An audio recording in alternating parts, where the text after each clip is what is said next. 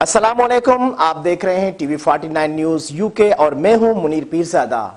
आइए आपको ले चलते हैं आज की खबर की जानिब।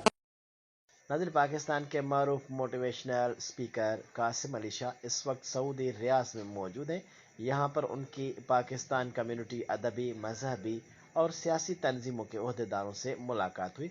उसके अलावा आज पाकिस्तान एम्बेसी का विजिट भी किया और सऊदी अरब सफ़ीर पाकिस्तान अहमद फारूक से मुलाकात की और फ्री मेडिकल कैंप का विजिट भी किया।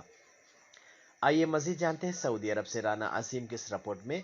पाकिस्तान के मारूफ मोटिवेशनल स्पीकर कासिम अली शाह ने वीडियो के जरिए पैगाम देते हुए क्या कहा। अस्सलाम वालेकुम जी, मेरा नाम कासिम अली शाह है और मैं इस वक्त रियाद सऊदी अरब में मौजूद हूँ।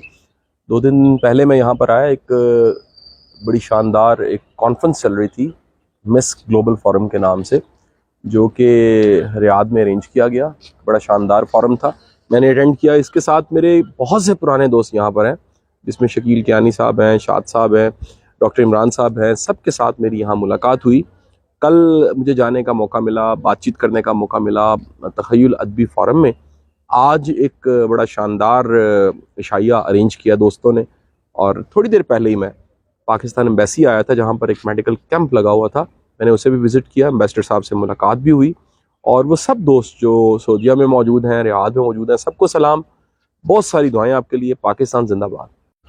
अच्छा, यहाँ जो सबसे गैर मामूली मुझे लगा, पहले भी मैं रियाद आ चुका हूँ, सऊदीया आ चुका हूँ, वो ये कि इनकी स्टेट, इनकी गवर्नमेंट AI पे, डाटा साइंस पे और ये सारी की सारी जो एक नई दुनिया IT की वजह से पैदा हो रही है, इस पर बहुत सा काम कर रही है।